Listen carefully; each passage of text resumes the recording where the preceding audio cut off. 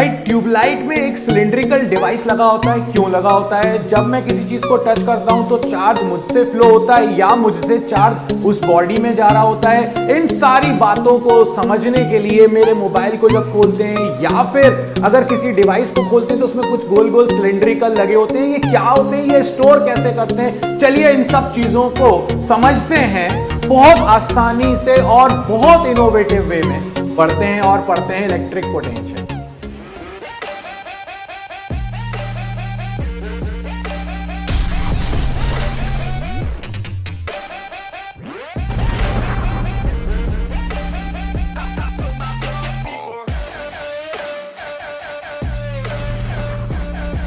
तो यार electric field को समझने के लिए, इलेक्ट्रिक पोटेंशियल को समझने के लिए तुम्हें चलना पड़ेगा अपने ही एरिया में, और उस एरिया में जहां पर डॉग्स हो, कुत्ते हों, और उन कुत्तों का होता है एक एरिया। और वो क्या करते हैं, जैसे ही दूसरा कुत्ता उस एरिया में आता है ना, भाव भाव भाव भाव, और उसको मारना, उसको काटना, उसको भगा देना वहां से सीख जाते हैं, क्योंकि उसका वो अपोज करते हैं। उसी तरह से एक चार्ज होता है, उस चार्ज की होती है एक इलेक्ट्रिक फील्ड। आप कहोगे ये कुत्ता है क्या? हाँ, अभी तो मान लो समझने के लिए। और वो जो उसका रीजन है, जैसे डॉग का रीजन था, वैसे ही एक चार्ज का रीजन होता है, और उस रीजन को अपन बोलते हैं इलेक्ट्रिक फील्ड। अब वो जो इलेक्ट्रिक फील्ड अपने पास है, अगर आप किसी दूसरे चार्ज को उस फील्ड में लेकर आओगे तो वो फील्ड, वो चार्ज कहता है ये मेरा जोन है, भाई तू अंदर कैसे घुस के आया, तो ये उसका अपोज करेगा। और जब अपोज करेगा तो आपको उस चार्ज को अंदर लाने के लिए वर्क करना पड़ेगा, और वो वर्क, क्योंकि दुनिया की एनर्जी कंजर्व है, तो वो वर्क जो है वो उसके अंदर स्टोर हो जाएगा, क्योंकि चार्ज के पास एक पोजीशन है। तो जब पोजीशन के कारण एनर्जी की बात करोगे तो उसको बोलोगे पोटेंशियल एनर्जी। और क्योंकि यहां पर इलेक्ट्रिसिटी है, इलेक्ट्रिक चार्ज है, इसीलिए इस पोटेंशियल एनर्जी को हम बोलने लगते हैं इलेक्ट्रिक पोटेंशियल एनर्जी। अब आप सोचोगे, आप बात कर रहे हो बाबा जी इलेक्ट्रिक पोटेंशियल की और सुना रहे हो कहानी इलेक्ट्रिक पोटेंशियल एनर्जी की। यही सब लोग गलती करते हैं, क्योंकि सब रटवाने की कोशिश कर रहे हैं, और मैं तुम्हें समझाने की कोशिश कर रहा हूं कि इलेक्ट्रिक पोटेंशियल कहां से आया। उसकी कहानी शुरू होती है इलेक्ट्रिक पोटेंशियल एनर्जी से। मेरे हाथ में ये एक पेन है, अब इस पेन को मैं ऊपर लेकर गया, ओहो ऊपर लेके जा रहा हूं ना, तो मुझे वर्क करना पड़ेगा, और जैसे ही मैं छोड़ूंगा तो वो फिर काइनेटिक एनर्जी में कन्वर्ट होगा। तो ये जब मैं इसको ऊपर लेकर गया तो मैंने वर्क किया। जिम में तुम उठाते हो कि नहीं उठाते हो डंबल्स, यार ये उठा रहे हैं, ये उठा रहे हैं, ये उठा रहे हैं, क्यों उठा रहे हो? तुम वर्क कर रहे हो। वो वर्क जो है वो उसको उठाने में आपने किया ना, दुनिया की एनर्जी तो कंजर्व है, वो भारी था, इसीलिए आपको उठाने में जो वर्क करना पड़ा वो मास के अट्रैक्शन की वजह से था, इसीलिए आपने उसको नाम दिया था ग्रेविटेशनल पोटेंशियल एनर्जी, जिसको अपन बोलते थे MGH, अगर शॉर्ट रेंज के लिए है तो। उसी तरह से इलेक्ट्रिक फील्ड में भी एक रीजन होगा, चार्ज का एक रीजन होगा, उस रीजन को अपन बोलेंगे इलेक्ट्रिक फील्ड। दूसरे चार्ज को आप अगर उसमें लेकर आओगे तो आपको वर्क करना पड़ेगा, और वो वर्क उसके अंदर स्टोर हो जाएगा। किसके फॉर्म में स्टोर हो जाएगा? इलेक्ट्रिक पोटेंशियल एनर्जी के फॉर्म में स्टोर हो जाएगा, और छोड़ दोगे तो वही पोटेंशियल एनर्जी उसकी काइनेटिक एनर्जी बन जाएगी। अभी तो बात समझ में आई कि हां वर्क करना पड़ता है। फिर इलेक्ट्रिक पोटेंशियल क्या है बाबा जी? तो देखो यार, अगर आप ये कहो कि ये एक चार्ज है, जब आप दूसरे चार्ज को लेकर आओगे तो इन दोनों के बीच में म्यूचुअल फोर्स लगेगा, तो इसीलिए अपन लोग टेस्ट चार्ज को लेकर आएंगे।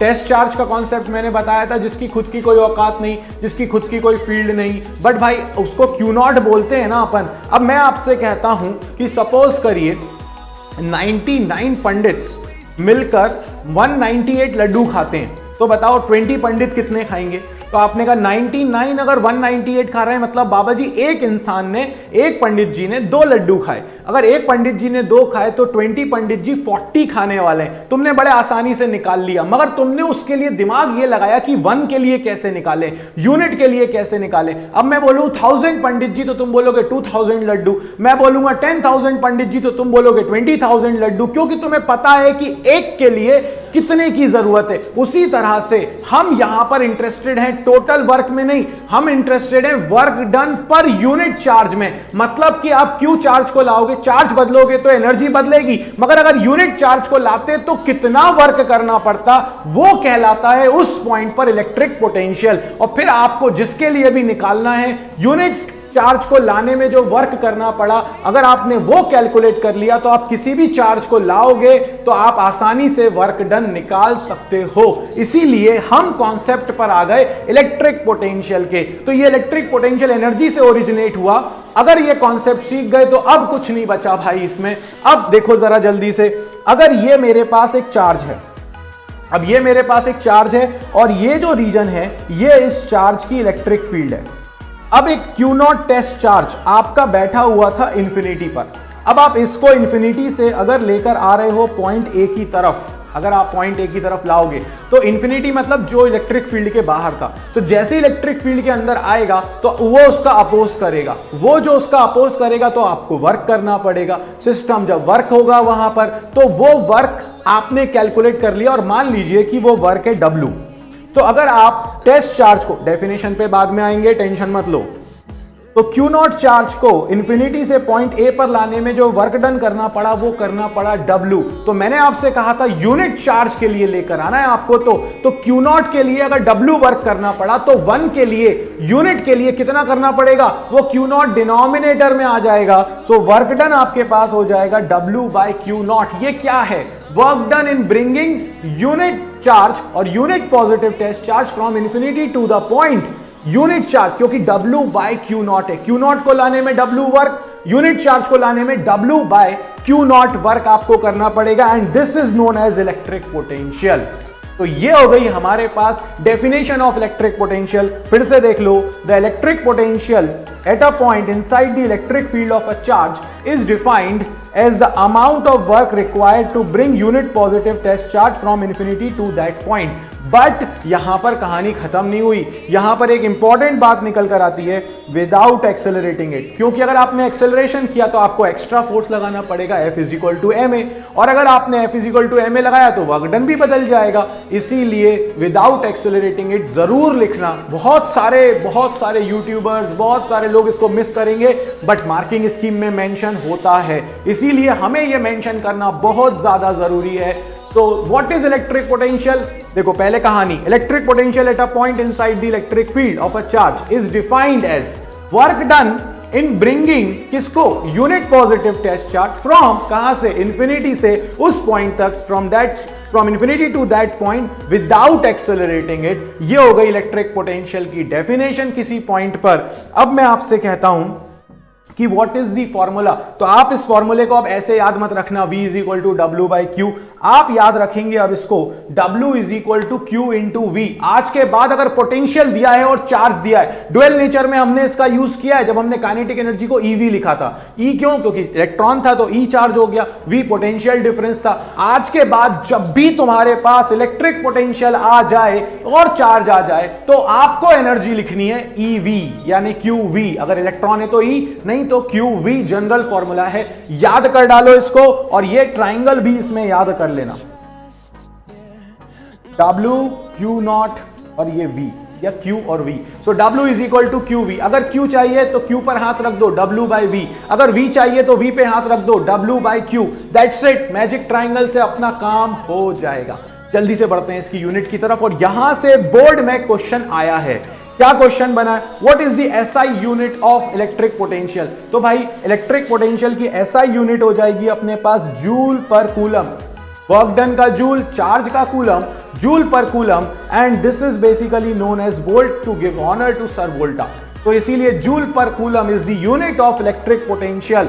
क्या है ये electric potential? Joule per coulomb, याद रखना।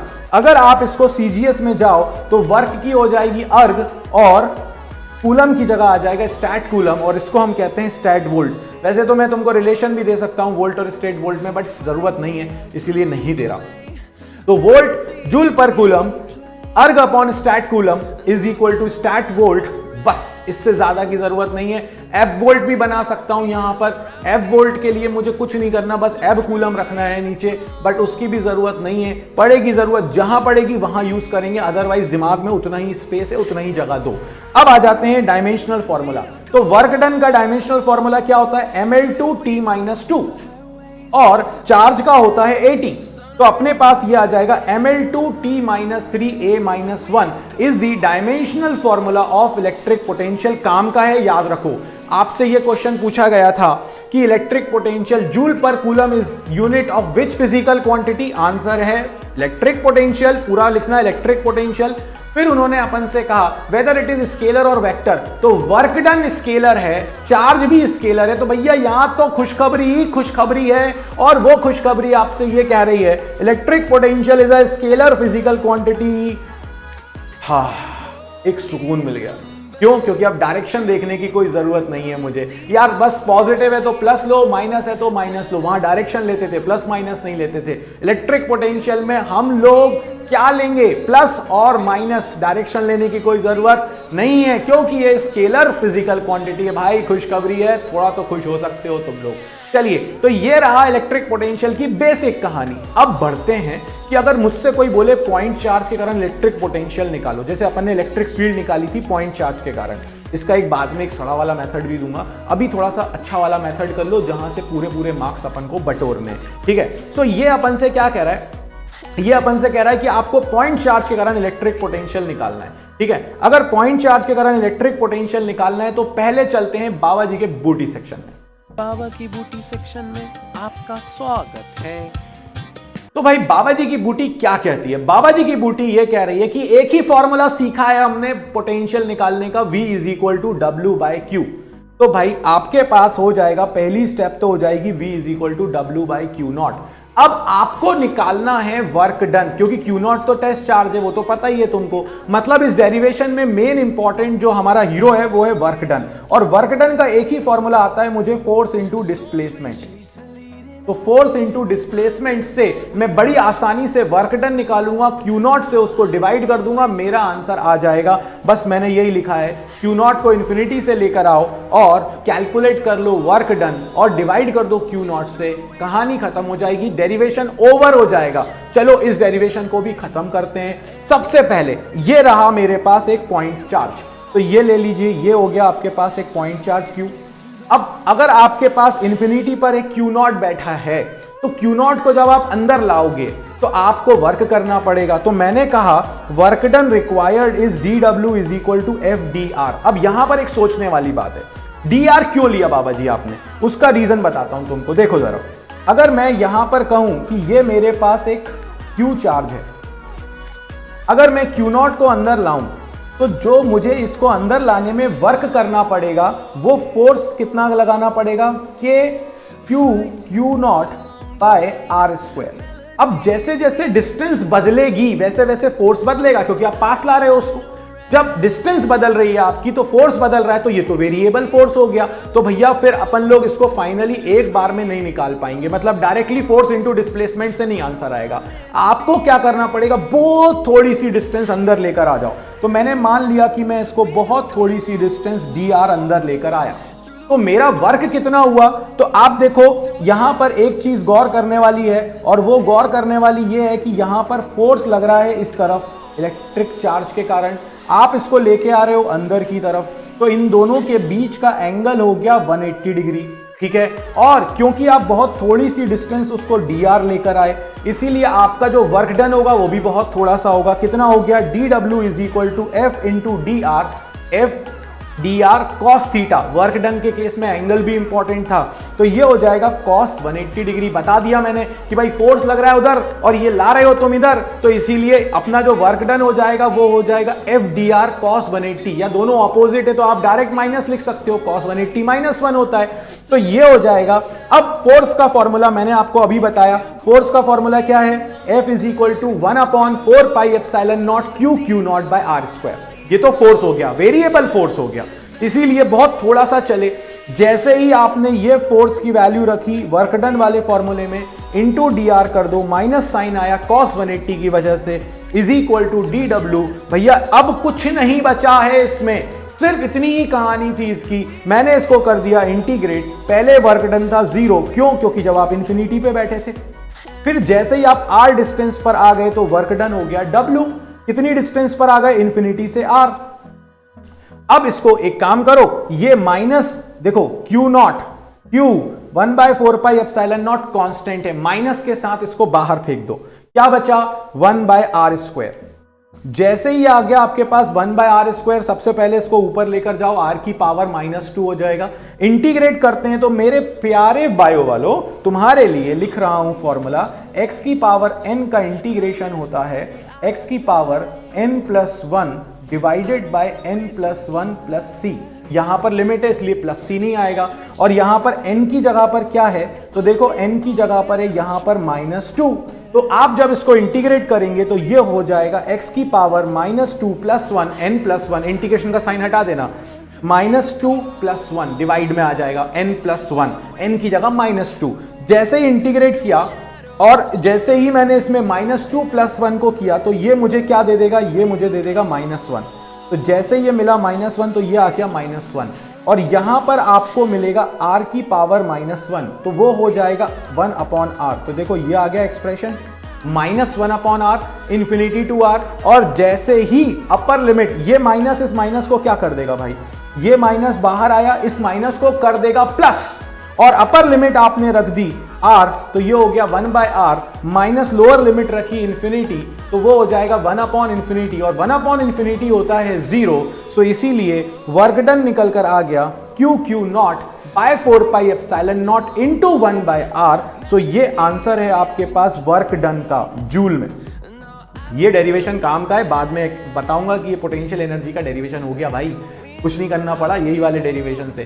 खैर, सो अब मुझे चाहिए v। अगर मुझे v चाहिए तो बताया था वर्क डन निकालो, Q0 से डिवाइड कर दो। Q0 से मैंने उसको डिवाइड कर दिया, जैसे ही डिवाइड किया Q0 से Q0 हो गया कैंसिल, इलेक्ट्रिक पोटेंशियल मेरे पास निकल कर आ गया 1/4πε0 Q/r।